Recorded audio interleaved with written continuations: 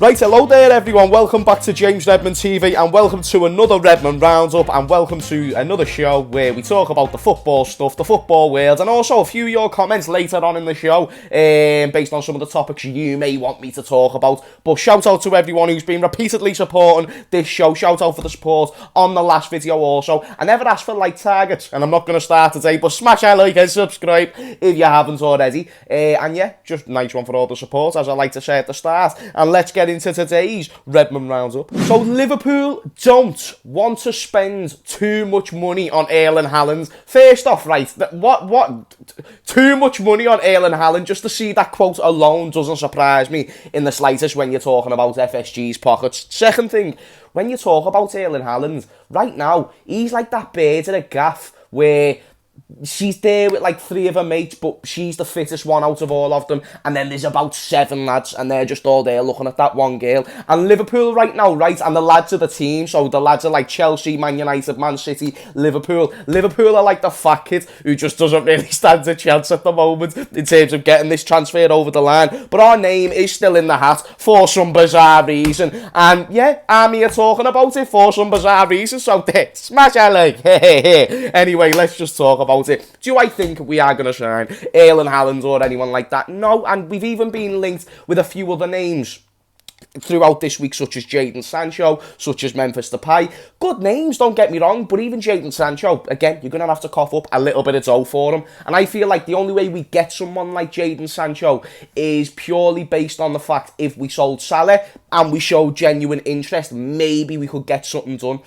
Obviously, European football may have a part to play in it and whatnot. That being said, I feel like that's the only way we would get Sancho. But recent reports don't give me the most confidence that we're even interested or looking in sight of Jadon Sancho. Anyway, the reason why I've just started talking about Sancho and Depay and Haaland, for example, is because so we don't want to spend too much on Haaland, which again, that's actually probably true. I don't know where that news has came from, but I've saw a few things on Twitter and that is most likely the case. They do not want to spend too much money, at least on one player, regardless how much we as the fans think we need it, or we think we need an attacker or a striker. FSG don't quite see it that way. They think, do you know what, if we're going to spend a lot of money, let's get a bit of each position.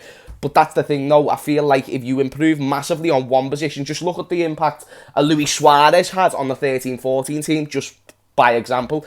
Anyway, who's more likely to sign for Liverpool out of them 3 players that we've been linked with in Jadon Sancho, Memphis Depay and Haaland? Again, I'm using them 3 players because we've been linked with them probably mostly out of any other attacker this week. We've been linked with some kid from PSV called Malen as well. And listen, he looks alright, 22 years of age, sound striker. But if we're going to sign him, I'm looking really at him as like an Origi replacement, not someone who's going to come right into the first team. He might be great, but I saw his stats and everything. He's got like 22 goals in 25 games in the Netherlands. Like, don't get me wrong, the Netherlands is a sound league of football, man. Plays some good, expansive, they've got good tactics in behind. I know they've got good coaching systems as well.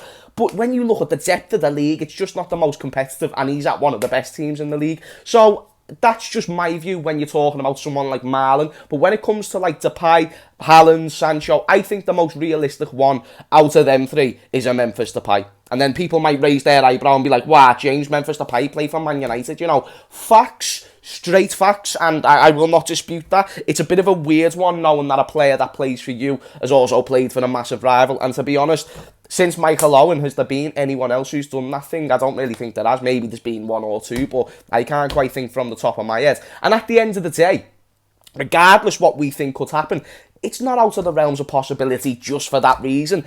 Also, you've got to bear in mind, if my knowledge corrects me, we can get Depay for free. So if we went in for Memphis Depay, we could get him on a free. Now, there is other clubs interested, like a Barcelona and other teams, but why can't Liverpool go out and get a Depay? If you're Memphis Depay, you're not going to be thinking, oh, I've got so many loyalties at Man United. You were there for 8 months. You know what I mean? Never did fuck all. You scored about 4 goals, 5 goals. You know what I mean? And then you left. So, realistically, why can't this happen? I believe it can. But let me know in the comments down below what you think. Obviously, who would I rather sign out of them 3? That's a very different question.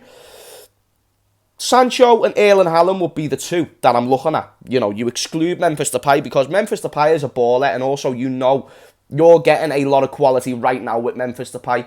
But realistically, when you go off the data, Depay had a poor season in the Prem. Again, I believe circumstances came into play for that to happen. Also, I believe he's actually improved since he's left United. But let's be honest, if you're choosing out of them three, you want to go with the two young, hot prospects who have also been very, very good for at least 2 or 3 seasons now. So, Jadon Sancho or Erling Haaland, and I believe most of us will agree on that. I go with Erling Haaland. It's a no-brainer. It's a striker. It's goals that you need. And we are probably lower in that. In fact, we are definitely lower in that list when you're comparing it to a Man City or a Man United or a Chelsea, which are the 3 clubs that are mostly linked with Haaland, right? But to say it's impossible, I think impossible is nothing, as a lot of these players who've been posting these Adidas bullshit over the past few weeks anyway. Impossible is nothing, because think about it. Erling Haaland, well, let's just even say is, Raiola, his agent, and obviously that's a reason why we're most likely not going to even enter talks with Haaland. That's another reason at least. But Raiola even came out and said there's 2 reasons why Erling Haaland, or what will change Erling Haaland's mind on who he will choose when he leaves Dortmund. Trophies and scoring goals.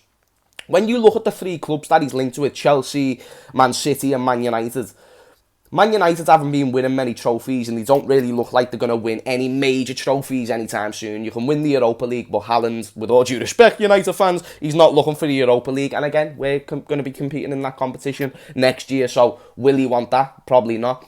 So then you look at Man City and Chelsea. They've got money, which again, always helps the situation, but they also win trophies every few seasons. Chelsea might go away for a season or 2, but then they're back. Man City, besides last season, they still won trophies. They still won a League Cup and an FA Cup or whatever. No, they never won the FA Cup last season, but they won the League Cup, so they still get silverware. But then you've also got to think, well, these clubs are also linked with Harry Kane. So wherever Harry Kane goes in the summer also determines where Erling Haaland, if he is to come to the Premier League, it's going to determine where he might go. So impossible is nothing, but it's certainly very unlikely, and I don't think we're going to get Erling Haaland. So that begs the question, who do Liverpool actually go for? I mentioned about Malen from PSV before. Not really the biggest fan of that idea. If anything, we should look at him as a squad depth option, not someone who should go right into the first team, at least in my opinion, especially with the rumours of players like Shaqiri wanting to leave. And then you've got to take into consideration, we've got Diogo Jota, we've got Mane, we've got Salah. 3 wingers for really what you should have in 2 for each position. Get another winger, get a striker, but the most important thing, get someone who's going to start as a striker. We need to forget these loyalties that we have to, or Jurgen Klopp needs to forget these loyalties, and I hope FSG, well, they're not going to realise it because they don't know fuck all about football, but I hope Jurgen Klopp realises it and brings it to their attention. Not in an horrible way, it doesn't have to be despiteful, you can still be respectful to Firmino, Mane and Salah, but you've also got to say, your position isn't guaranteed in this team. That's my opinion. But let me know in the comments down below. Who is a realistic target that will come into this Liverpool team straight away and just bang us absolute goals galore? Very interested to hear what you've got to say in the comments down below. Speaking of squad depth as well, actually, Harry Wilson is another player that I want to just briefly mention in the conversation of options for the attack. Harry Wilson, 7 goals, 11 assists for Cardiff this season on loan. And a few people have been asking, James, do you think that we should maybe keep Harry Wilson as at least an option? Here's the way I'm going to put it, right? So here's the 2 things that can happen. Harry Wilson comes back from his loan from Cardiff and we can loan him straight back out. That's one thing that can happen. Another thing is we give him a chance in the first team. So we give him a chance to train. We give him a chance occasionally, maybe in the Cup. Or if we're in the Europa League, that could be a great competition to implement them type of players. But then you've got to think of it. Harry Wilson, he is 23. So is he going to get exponentially better than what he is now? I'm not too sure. And to be honest with you, I want more than 7 goals and 11 assists. And bear in mind, he's in the Championship. So there's more that comes into it. But even off technical ability, let's look at our options. There's another player out on loan right now in the name of Harvey Elliott, who I think is actually better than Harry Wilson. Bear in mind, he's 17. So, well, actually 18. Shout out to Harvey Elliott. It was his birthday a few months ago. 18 years of age, just turned to a 23-year-old. I think I'm going to go with the one who has the higher chance of development, the higher ceiling. No disrespect to Harry Wilson. At times, mate, even when he was at Derby, he's shown a lot of quality, but does he come into this team? If there's a Mane or a Salah injured and we have to call on Harry Wilson, am I confident? Of course I'm not. because at the end of the day, the level Harry Wilson has shown, with all due respect to the fact he has got good ability, the level he's shown is he's good at under-23s and then he's good in the Championship. That's the highest level. When he was at Bournemouth or wherever it was he went out on loan, he done nothing. When he went down back to the Championship, that's where he's done his bits. So I don't want to be taking him into a Liverpool team where he's still got development to make. And that's just my opinion. But let me know what you think in the comments down below. Right, now I want to read a few of your comments because I asked on my community tab earlier if you could send in a few topics, Premier League or LFC related. And you did send a lot of your comments in. So thank you very much. Thank you for interacting. And in future, keep an eye on the community tab. So your comment may be included in the video of topics we can talk about towards the end of these Redmond roundups. And let me know if you like this concept. First comment from man like Majosi Kabini says, might as well talk about how you were one of the first non-Chelsea fans to rate Mason Mount. I will tell you now, and I will tell you for free, man like Majosi, I love Mason Mount, and I've said it for a while. I've rated Mason Mount very, very highly. And here's the thing where it topped it off for me and Mason Mount. It topped it off for me when Frank Lampard was sacked. He was dropped in his first game for Chelsea, and straight away, come on the pitch, had an impact. And then also, the next game he started has an impact. A few weeks later, after a few good run of form with both Lampard and Tuchel, he then goes away with England with what I don't really rate Gareth Southgate very highly at all. And even though we've got a good group of players, it's how, you know, the manager is really how you get them players kicking into gear, and he plays very negative football. To see Mason Mount still flourish in 3 different systems with 3 completely different managers just shows to me a testament to him of how much quality he actually has, mentally and physically. Like, maybe on the ball, he doesn't look as good on the eye as a Neymar, but at the end of the day, he's more consistent than a Neymar. At least this season, you can look at that and you can say that's a fact. Mason Mount, for last season and this season, has been unbelievable for Chelsea, and it's only really since he went away with England, in my opinion, that he's really been getting them proper plaudits. He's been doing this with Lampard, who was one of the more inconsistent managers in the league, regardless what you think.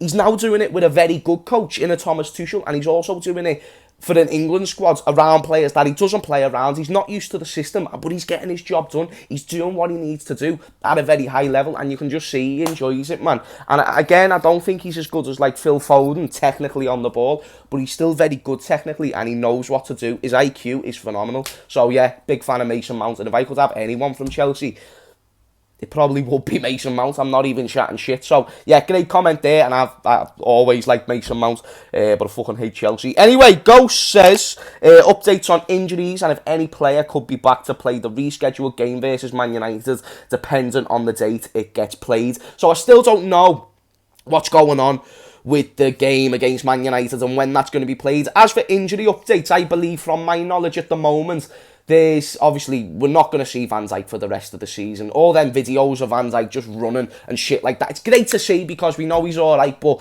it's all PR. And, you know, when you see a video like that, just expect a little bit of bad news to come out sooner rather than later. So if we see anything else good like that about either Joe Gomez or Virgil van Dijk, start to shit yourself. Because the last time I saw a clip, a Super League was announced. Anyway, so Virgil van Dijk, he won't be back for any United game or any game this season, in my opinion.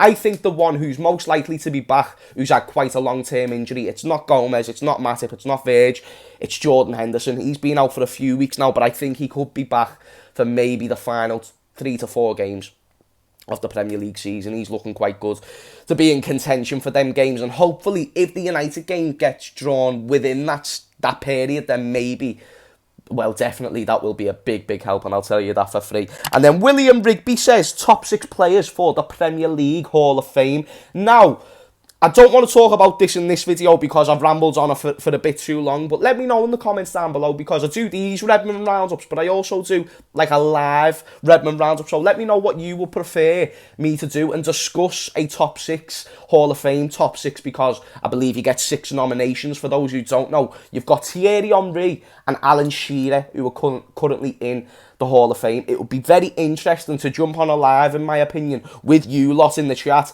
and discuss who really deserves, break it down, who really deserves to be in this Premier League Hall of Fame if it was to keep going forward. So let me know in the comments down below. Should I just do it in a normal one-off Redmond roundup like this, or a live Redmond roundup? And I'll let you all know about the date and time. Anyway, also, people, I have to address to you a little conversation I had on the 88 Sport. Obviously, that's a channel I go on regularly. Make sure you go over and subscribe if you haven't already. But we had a little bit of a conversation. I'm going to show you the clip in a sec, but I'm not going to lie to you. Man like Flex, shout out to my brother Flex. Go and subscribe to Flex or the United Stands if you haven't already.